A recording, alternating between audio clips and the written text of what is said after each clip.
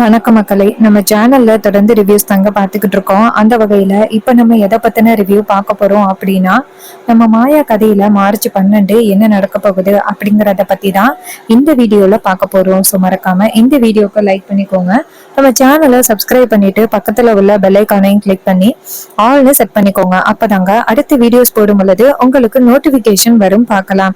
சரி, வாங்க வீடியோல என்ன நடந்துச்சு அப்படிங்கறத பத்தி நம்ம இப்ப பார்ப்போம். என்ன நடக்குது அப்படின்னா, நம்ம பார்வதி வந்துட்டு சிவா காசு கேட்டதோட வந்து சொல்றாங்க, இது மாதிரி நான் காசை காணாம போயிட்டு அப்படின்னு சொல்றாங்க. இது கேட்டதோட சிவா ரொம்ப அதிர்ச்சியாகி, என்னடி கொஞ்ச நஞ்சம் பணமா 40 லட்சம் காணாம போயிட்டுன்னு சொல்ற அப்படின்னு. அப்ப பார்வதி சிவாவோட கால்ல விழுந்து, என்ன மன்னிச்சிருங்க, அந்த பணம் காணாம பண்ணிட்டேன் அப்படின்னு. இதை கேட்டதோட சிவா கேக்குறாரு, ஏய், ஏற்கனவே வீட்டுல உள்ள நகையை தொலைச்ச, எப்படியோ மாயா கண்டுபிடிச்சிட்டா, அதுக்கப்புறம் மறுபடியும் இப்ப பணத்தையும் தொலைச்சிட்டியாரி, மரியாதையா சொல்லு, போன வாட்டி மகாலிங்கத்துக்கிட்ட கொடுத்த மாதிரி இந்த வாட்டியும் மகாலிங்கத்துக்கிட்ட கொடுத்துட்டியாடி அப்படின்னு சொல்ல. அப்ப பார்வதி சொல்றாங்க, இல்லங்க, அந்த பணத்தை நான் மகாலிங்கத்துக்கிட்ட கொடுக்கல, நான் அக்கா கிட்ட தான் கொடுத்தேன் அப்படின்னு பத்மாவை கை காட்டுறாங்க. பத்மாவுக்கு செம ஷாக்கு. அப்ப சிவா கேக்குறாரு, அக்கா என்னக்கா இவ சொல்றா? அப்ப பார்வதி சொல்றாங்க, ஆமா, சீனுவுக்கு 40 லட்சம் பணம் தேவைப்பட்டுச்சுல்ல மாயாட்ட கொடுக்கறதுக்கு. மாயாட்ட 40 லட்சம் பணத்தை கொடுத்தா மாயா வீட்டை விட்டு போயிருவாள்ல, அதனால 40 லட்சம் பணம் சீனுவால அவ்வளவு சீக்கிரமா ரெடி பண்ண முடியாது. அதனால 40 லட்சம் பணம் பத்மாக்கா என்கிட்ட கேட்டாங்க. நான் கொடுக்க முடியாது அப்படின்னு தான் ஃபர்ஸ்ட் சொன்னேன். ஆனா அவங்க வந்துட்டு ரொம்ப கெஞ்சி கேட்டாங்க, நான் உடனே கொண்டாந்து கொடுத்துட்றேன், என் புள்ள உடனே கொடுத்துருவான் அப்படின்னு சொல்லி அவங்க ரொம்ப கெஞ்சி கேட்டாங்க. அதனாலதான் நம்பி நான் அந்த பணத்தை கொடுத்தேன்.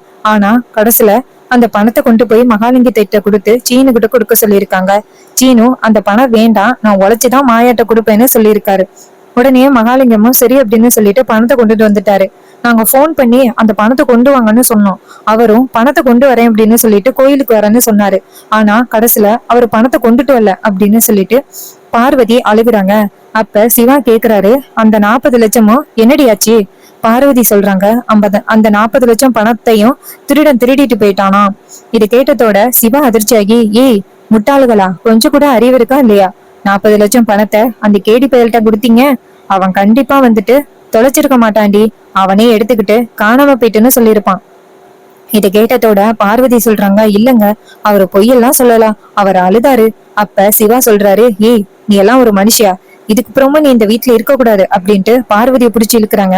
அப்ப பார்வதி அழுகுறாங்க, என்னங்க என்ன மன்னிச்சிருங்க, நான் தப்பு பண்ணிட்டேன், என்ன மன்னிச்சிருங்க அப்படின்ட்டு அழுகுறாங்க. அப்ப டக்குன்னு நம்ம சிவா பார்வதியை பார்த்து, ஏ பார்வதி, என்ன தூக்கத்துல உளம்பிட்டு இருக்க அப்படின்னு சொன்னதோடதான் பார்வதி முழிச்சு பாக்குறாங்க. பார்த்தா அது கனவு. அப்ப பார்வதி வந்துட்டு செம ஷாக் ஆகி நேரா சிவாவை பார்க்க. அப்ப சிவா கேக்குறாரு, ஏய் என்னடி, நானும் 2-3 நாளா பாக்குறேன், உன் முகமே சரியில்லை, என்ன ஏதாவது பெரிய தப்பு பண்ணிட்டு ஒண்ணும் தெரியாத மாதிரி இருக்கியா? அப்ப பார்வதி சொல்றாங்க, இல்லங்க, அதெல்லாம் ஒண்ணும் இல்ல, கெட்ட கனவு. அப்ப சிவா சொல்றாரு, இல்ல கெட்ட கனவுன்னு சொல்ற, நான் தப்பு பண்ணலங்க, என்ன மன்னிச்சிருங்கன்னு சொல்லி அழுகுறேன். என்னடி, என்ன தப்பு பண்ண, மரியாதையா சொல்லு. அப்ப பார்வதி சொல்றாங்க, அதெல்லாம் ஒண்ணும் இல்லைங்க அப்படின்னு சொன்னதோட உடனே சிவா சொல்றாரு, சரி மரியாதையா தூங்கு, இங்க பாரு, ஏதாவது தப்பு இருந்துச்சு உன அவ்வளவுதான். அப்ப பார்வதி சொல்றாங்க, இல்லங்க, நான் எந்த தப்பும் பண்ணல அப்படின்னு சொல்லிட்டு பார்வதி தூங்குறாங்க. அப்ப பார்வதி நினைக்கிறாங்க, ஐயோ இப்படி கனவா வருது, விடிய காலம் வேற, இந்த கனவு பறிச்சுச்சுன்னா நான் என்ன பண்ணுவேன்? இவர் என்னை வீட்டை விட்டு துரத்தி அடிச்சிருவாரு, அப்புறம் நான் எங்க போவேன் அப்படின்ட்டு பார்வதி ரொம்ப கவலைப்படுறாங்க. பொழுது விடிஞ்சதோட நேரா பத்மாவை போய் பாக்குறாங்க. அக்கா இங்க வாங்க. அப்ப பத்மா போயிட்டு, சொல்லு பார்வதி. அப்ப பார்வதி சொல்றாங்க, அக்கா உங்ககிட்ட தானே நான் பணத்தை கொடுத்தேன். பார்வதி நேரா பத்மாவை கூப்பிடுறாங்க. அப்ப பத்மா வந்துட்டு, சொல்லு பார்வதி அப்படின்னு சொல்ல. பார்வதி சொல்றாங்க, அக்கா நல்லா இருக்குக்கா உங்க நியாயம், 40 லட்சம் பணம் கேட்டீங்க, சரி பாவம் அப்படின்னு வீட்டுக்கு யாருக்குமே தெரியாம நான் எடுத்து கொடுத்தேன். ஆனா இப்ப அந்த பணத்துக்கும் உங்களுக்கும் சம்பந்தமே இல்லாத மாதிரி இருக்கீங்க, 40 லட்சம் பணத்தை கூட்ட விட்டுட்டு இருக்கோம். அப்ப பத்மா நேரா பார்வதிய, ஹே என்ன பேசுற, இங்க வா அப்படின்னு சொல்லிட்டு ரூமுக்குள்ள கூட்டிட்டு போறாங்க. அங்க போனதோட பத்மா கேக்குறாங்க, ஏ பார்வதி, இப்படிதான் எல்லாரும் இருக்கும் பொழுது அந்த காசை பத்தி கேப்பியா? அப்ப பார்வதி சொல்றாங்க, அக்கா என்னக்கா, அந்த காசுக்கும் உங்களுக்கும் சம்பந்தமே இல்லாத மாதிரி பேசுறீங்க. இங்க பாருங்க, அவரு மட்டும் இப்ப 40 லட்சம் கொடு அப்படின்னு கேட்டாருன்னு வச்சுக்கிடுங்க, நான் நேரா உங்களை தான் சொல்லுவேன். இது கேட்டதோட பத்மா கேக்குறாங்க, என்னடி இப்படி சொல்ற? அப்ப பார்வதி சொல்றாங்க, ஆமா, அந்த பணத்துக்கும் உங்களுக்கும் தான் சம்பந்தம் இருக்கு. நீங்க அந்த பணத்தை கேட்டதுனாலதான் நான் உங்க கையில கொடுத்தேன். இல்லைன்னா நான் அந்த பணத்தை கொடுத்திருப்பேனா? சாப்பில அது பீரோல இருந்திருக்கும். நீங்க தான் அந்த பணத்தை வாங்கி மகாலிங்கத்துக்கிட்ட கொடுத்தீங்க. அவர் வந்து கேட்டா நான் உங்களை தான் சொல்லுவேன், பாத்துக்கோங்க. அப்ப பத்மா சொல்றாங்க, என்ன பார்வதி இப்படி மிரட்டுற? பார்வதி சொல்றாங்க, ஆமா, நானே பணத்தை கோட்டை விட்டுட்டோமே அப்படின்னு எவ்வளவு கவலையா இருக்கேன். ஆனா நீங்க அத பத்தி கொஞ்சம் கூட கவலைப்படாம ஜாலியா இருக்கீங்க. உங்களுக்கும் இந்த பணத்துக்கும் சம்மந்தம் இல்ல அப்படிங்கறது மாதிரியே இருக்கீங்க. அப்ப பத்மா சொல்றாங்க, பார்வதி, உனக்குதான் பார்வதி என்ன பண்றதுன்னு தெரியாம யோசனை பண்ணிக்கிட்டு இருந்தேன். அப்ப பார்வதி சொல்றாங்க, அக்கா, எனக்கு பார்த்தா அப்படி தெரியல. எவ்வளவு மாட்டிக்கிறா, நமக்கு என்ன அப்படின்னு இருக்கிற மாதிரியே இருக்கு. இது கேட்டதோட நம்ம பத்மா சொல்றாங்க, இரு நான் யோசிக்கிறேன் அப்படின்னு. அந்த நேரம் பார்த்து நம்ம கதிர் அந்த இடத்துக்கு வராரு. வந்துட்டு நேரா பத்மா கிட்ட ஒரு பைய கொடுத்து இத வந்து மணி சித்தப்பா அவங்ககிட்ட கொடுக்க சொன்னாரு. இது கேட்டதோட பத்மாவும் சரி வச்சுட்டு போ அப்படின்னு சொன்னதோட பத்மாவும் சரி அப்படின்னு சொல்லிட்டு அதை வாங்கி வைக்கிறாங்க. வாங்கி வச்சதோட பத்மாவுக்கு சரியான ஐடியா தோணுது. அப்ப கதிர் அந்த இடத்துல இருந்து போனதோட பத்மா நேரா பார்வதியை பார்த்து, பார்வதி, அந்த வீட்டோட சாவி எங்க? அதுக்கு பார்வதி கேக்குறாங்க, அக்கா எதுக்குக்கா? அதையும் கொண்டு போய் அந்த லிங்கத்துக்கிட்ட கொடுக்க போறீங்களா? அப்ப பத்மா சொல்றாங்க, ஏய், இந்த பிரச்சனையில இருந்து நீ தப்பிக்கணுமா இல்லையா? அப்ப பார்வதி சொல்றாங்க, ஆமாக்கா, இந்த பிரச்சனையில இருந்து எப்படி தப்பிக்கிறதுன்னு மட்டும்தான் எனக்கு யோசனையா இருக்கு. அதுக்கு பத்மா சொல்றாங்க, அதுக்குதான் என்கிட்ட சரியான ஒரு ஐடியா இருக்கு. இது கேட்டதோட பார்வதி கேக்குறாங்க, என்னக்கா பண்ண போறீங்க? அப்ப பத்மா சொல்றாங்க, இப்ப வந்துட்டு போனா நீ ஒருத்தன், அவனோட ரூம்ல கொண்டு போய் இந்த சாவியை வைக்க போறேன். பணம் காணாம போனதுக்கு அவன் தான் காரணம் அப்படின்னு எல்லாரையும் நம்ப வைக்க போறேன். இதை கேட்டதோட பார்வதி சொல்றாங்க, அக்கா நம்புவாங்களா?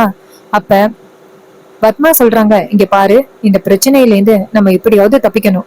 இப்ப இந்த பணத்தை காணோம், ஆனா சாவி உன்கிட்டதான் இருக்கு அப்படின்னு சொன்னா யாராவது உன்னை சும்மா விடுவாங்களா? கண்டிப்பா விடவே மாட்டாங்க. உன்னை வீட்டை விட்டு கண்டிப்பா தட்டி அடிச்சிருவாங்க. நீ இந்த பிரச்சனையில இருந்து எப்படியாவது தப்பிக்கணும் அப்படின்னா இந்த சாவி உன் கையில இருக்கவே கூடாது. அதுக்காக தான் நான் ஒரு திட்டம் போட்டிருக்கேன். இது கேட்டதோட பார்வதி சொல்றாங்க, சரிக்கா, இந்தாங்க சாவி அப்படின்னு சொல்லிட்டு சாவியை கொடுக்குறாங்க.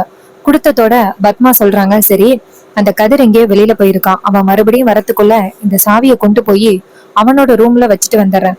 இது கேட்டதோட பார்வதி சொல்றாங்க, அக்கா பாத்துக்கா, அங்க தனம் இருந்தாலும் இருப்பா.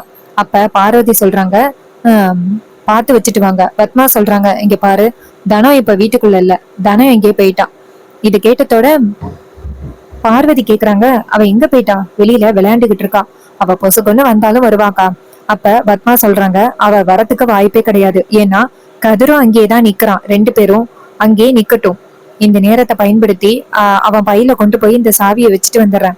அதுக வீட்டுக்குள்ள வருதான்னு மட்டும் பாத்துக்கோ. இது கேட்டதோட பார்வதியும் சரிக்கா அப்படின்னு சொல்லிட்டு வெளியில வெயிட் பண்றாங்க.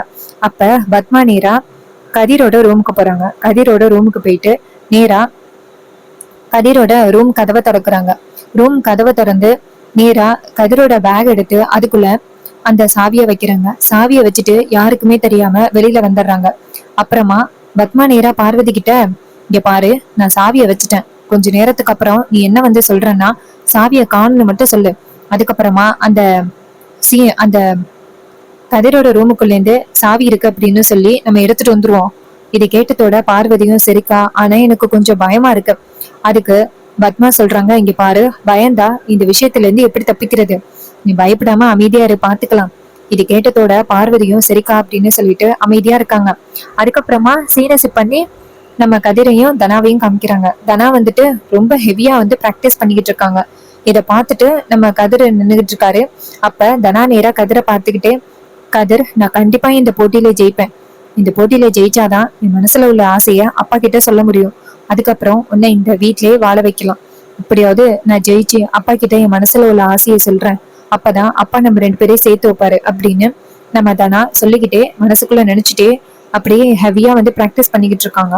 இன்னொரு பக்கம் நம்ம கதிர் நேரா தனாவை பார்த்து, தனா, இந்த போட்டியில நீ ஜெயிச்ச உடனே நான் உன் லைஃபை விட்டு போயிருவேன் அப்படின்னு நம்ம கதிர் ஒரு பக்கம் நினைச்சிட்டு இருக்காரு.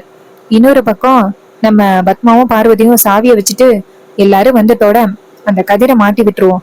கதிர் வந்து அடுத்தடுத்து வீட்டுல தப்பு பண்ணிட்டு இருக்கிறதுனால எல்லாருமே கதிர் தான் தப்பு பண்ணியிருக்கான் அப்படின்னு நம்பிடுவாங்க. இதனால நம்ம சுலபமா எஸ்கேப் ஆயிடலாம் அப்படின்னு நினைச்சிட்டு இருக்காங்க அவங்க. அதே நேரத்துல சிவா அங்கேருந்து வராரு. சிவா அங்கேருந்து வந்ததோட நம்ம பார்வதி ரூமுக்குள்ள எதையோ தேடுற மாதிரி ஆக்ஷன் காமிச்சிட்டு இருக்காங்க. அப்ப சிவா நேரா பார்வதி கிட்ட, பார்வதி நானும் ரொம்ப நேரமா பாத்துக்கிட்டு இருக்கேன், என்ன தேடுற? அப்ப பார்வதி சொல்றாங்க, ஒண்ணு இல்லைங்க. அப்ப பார்வதி ரொம்ப ஹெவியா தேடுற மாதிரியே அப்படியே ஆக்ஷன் காமிக்க, அப்ப சிவா சொல்றாரு, ஏய் நீ இப்ப என்னத்தை தான் தேடிக்கிட்டு இருக்க? அப்ப பார்வதி சொல்றாங்க, என்னங்க சாவிய தேடுறேன். அப்ப சிவா சொல்றாரு, என்ன சாவிடி? அப்ப பார்வதி சொல்றாங்க, என்னங்க பீரோல் சாவி. இதை கேட்டதோட சிவா சொல்றாரு, அது எங்க போயிருக்கும், இங்கதான் எங்கேயாவது இருக்கும். அப்ப பார்வதி சொல்றாங்க, இல்லங்க நானும் ரொம்ப நேரமா தேடிக்கிட்டு இருக்கேன், இங்க இல்ல. எனக்கு என்னமோ அந்த சாவியை யாரோ எடுத்த மாதிரி இருக்கு அப்படின்னு சொன்னதோட சிவா சொல்றாரு, யாரு எடுத்திருப்பா, தேவையில்லாம இப்படி எல்லாம் பேசாத அப்படின்னு சொல்ல, அப்ப பார்வதி சொல்றாங்க, இல்லங்க அந்த சாவியை யாரோ எடுத்துட்டாங்க அப்படின்னு பார்த்து நம்ம ஜானகி பாட்டி எல்லாரும் வராங்க. வந்துட்டு என்ன சிவா ஒரே சத்தமா இருக்கு அப்படின்னு ஜானகி கேட்க, அப்ப பார்வதி சொல்றாங்க, அக்கா அத நான் சொல்றேன், வீட்டுல வச்சிருந்த சாவிய காணும். இதை கேட்டதோட ஜானகி சொல்றாங்க, என்ன சாவி? அப்ப பார்வதி சொல்றாங்க, ரூ கதை பீரோல் சாவிக்கா. இதை கேட்டதோட ஜானகிக்கு செம ஷாக்கு. என்னடி தொலைச்சிட்டேன்னு சொல்ற? அப்ப சிவா சொல்றாரு, இங்க பாருங்க நீ இதுக்குதான் ஆரம்பத்திலேயே சொன்னேன், இவகிட்ட அந்த பொறுப்பை கொடுக்காதீங்க, இவ கொஞ்சம் கூட லாய்க்கே இல்லைன்னு அப்பயே சொன்னேன், கொஞ்சமாவது கேட்டீங்களா? அவளோட புத்திய காமிச்சிட்டா பாத்தீங்களா? அதுக்கு பார்வதி சொல்றாங்க, என்னங்க நான் சாவியை கரெக்டா தான் வச்சிருந்தேன், இதோ அந்த கதிர் தான் எறும் பக்கமா வந்தான், அதுக்கப்புறமா அந்த சாவி காணாம போயிட்டு. அப்ப பத்மா சொல்றாங்க, ஆமா கதிர ஒரு ரூம் பக்கம் வந்ததை நானும் பார்த்தேன்.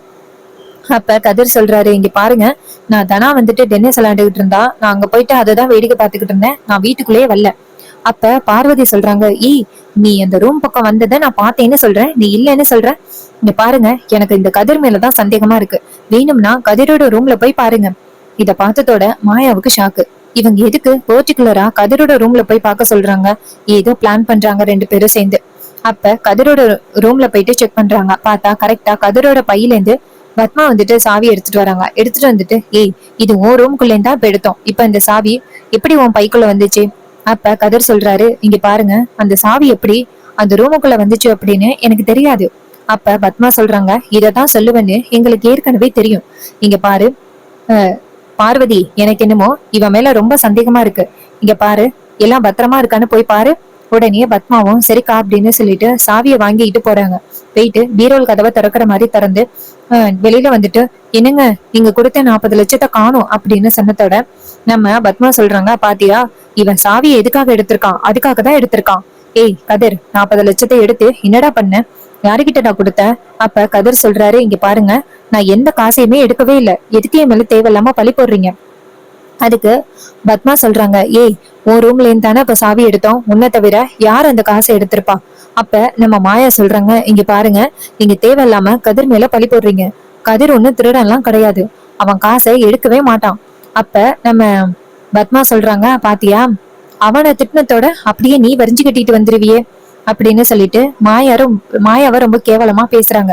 அப்ப மாயா வந்துட்டு பத்மாவை பார்த்து, இங்க பாருங்க அந்த காசை யாரு எடுத்தா அப்படிங்கறது எனக்கு தெரியும். இதை கேட்டதோட பார்வதியும் பத்மாவும் அதிர்ச்சி ஆகுறாங்க. அப்ப சிவா கேக்குறாரு, என்ன மாயா சொல்ற, அந்த பணத்தை யாரு எடுத்ததுன்னு உனக்கு தெரியுமா? மாயா சொல்றாங்க, ஆமா சித்தப்பா, அந்த பணம் இப்ப எங்க இருக்குன்னு கூட எனக்கு தெரியும். அப்ப பத்மா சொல்றாங்க, என்னடி வளர்ற, உனக்கு எப்படி தெரியும் அந்த பணம் எங்க இருக்கு அப்படின்னு? அப்ப மாயா சொல்றாங்க, ஏன் தெரியாது, உங்களுக்கும் தான் தெரியும் அந்த பணம் இப்ப எங்க இருக்கு அப்படின்னு. இதை கேட்டதோட பத்மா பயந்து நிக்கிறாங்க. அப்ப பார்வதிக்கு உடம்பெல்லாம் வேர்க்க ஆரம்பிக்குது. அப்ப மாயா நேரா பார்வதியை பார்த்து, ஏன் சித்தி அந்த பணம் எங்க போயிருக்குன்னு உங்களுக்கு தெரியாதா? அப்ப பார்வதி அப்படியே அமைதியா நிக்க. அப்ப பத்மா சொல்றாங்க, என்னடி எங்க மேல தேவையில்லாம பழி போடணும் அப்படிங்கறதுக்காக பேசுறியா? அப்ப மாயா சொல்றாங்க, இன்னும் நான் உங்க மேல எந்த பழியும் போடவே இல்லை, அதுக்குள்ளயும் ஏன் இப்படி பயப்படுறீங்க? அப்ப நம்ம பார்வதி சொல்றாங்க, இங்க பாருங்க இவ தேவையில்லாம பேசுறா. அப்ப சிவா சொல்றாரு, மாயா நான் உன்னை நம்புறேன், சொல்லு அந்த பணம் யாருகிட்ட இருக்கு? அப்ப மாயா சொல்றாங்க, இங்க பாருங்க அந்த பணம் வந்துட்டு இப்ப மகாலிங்கத்துக்கிட்ட இருக்கு. இது கேட்டதோட அங்க உள்ளவங்க எல்லாருக்குமே அதிர்ச்சி. அப்ப நம்ம சிவா கேக்குறாரு, மகாலிங்கத்துக்கிட்ட எப்படி மாயா போனுச்சு பணம்? அப்ப மாயா சொல்றாங்க, இந்த நிக்கிறாங்களே என் அத்தை, அவங்கதான் கொண்டு போய் பணத்தை மகாலிங்கத்துக்கிட்ட கொடுத்திருக்காங்க. இது கேட்டதோட சிவா சொல்றாரு, என்னது 40 லட்சம் பணத்தையும் கொண்டு போய் அக்கா மகாலிங்கத்துக்கிட்ட கொடுத்துட்டானா? அந்த மகாலிங்கம் எப்படிப்பட்ட ஒரு கேடுகட்ட ஆளு அப்படிங்கிறது அக்காவுக்கு தெரியாதா? அக்கா எதுக்குக்கா கொண்டு போய் அந்த 40 லட்சம் பணத்தை மகாலிங்கத்துக்கிட்ட கொடுத்த அப்ப நம்ம பத்மா வந்துட்டு ஷாக் ஆகி நிக்க, அப்ப மாயா சொல்றாங்க, இங்க பாருங்க அத்தை, உங்க சாயம் எப்பவோ வெளுத்து போச்சு. சொல்லுங்க, அந்த பணத்தை கொண்டு போய் எதுக்காக மகாலிங்கத்துக்கிட்ட கொடுத்தேன்னு சொல்லுங்க. என்ன விரட்டி அடிக்கிறதுக்காக தான் கொண்டு போய் கொடுத்தேன்னு சொல்லுங்க. அப்ப பத்மா அமைதியா நிக்க, அப்ப சிவா கேக்குறாரு, மாயா எனக்கு ஒண்ணுமே புரியல, என்னன்னு சொல்லு. அப்ப மாயா சொல்றாங்க, இங்க பாருங்க சித்தப்பா, என்ன வீட்டை விட்டு துரைத்தனும் அப்படின்னா சீனுவுக்கு 40 லட்சம் பணம் தேவைப்பட்டுச்சு. அவன் சீக்கிரமா உழைச்சு சம்பாதிக்க மாட்டான் அப்படிங்கறதுக்காக பார்வதி கிட்ட இருந்து பத்மா அத்தை 40 லட்சம் பணத்தை வாங்கி கொண்டு போய் மகாலிங்கத்துக்கிட்ட கொடுத்துருக்காங்க. ஏன் தெரியுமா மகாலிங்கத்துக்கிட்ட கொடுத்தாங்க? அப்பதான் மகாலிங்க கொண்டு போய் சீனு கிட்ட கொடுப்பாங்க. சீனுவுக்கு மகாலிங்கத்து மேல ஒரு நல்ல அபிப்பிராயம் வரும். இதை பயன்படுத்தி சீனு சாருவோட கல்யாணத்தை நடத்தலாம் அப்படிங்கறதுதான் பத்மா அத்தையோட திட்டமே. அந்த மகாலிங்கம் சரியான ஃப்ராடு. அவனே அந்த பணத்தை எடுத்துக்கிட்டு காணாம போயிட்டு அப்படின்னு இவங்க கிட்ட சொல்லிட்டான். இவங்களும் நம்பி வந்துட்டாங்க. இப்ப அந்த 40 லட்சம் பணம் அவங்கிட்டதான் இருக்கு.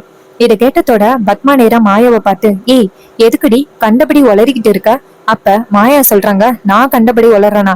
இங்க பாருங்க, நீங்க பணத்தை கொண்டு போய் அவங்க தான் கொடுத்துருக்கீங்க.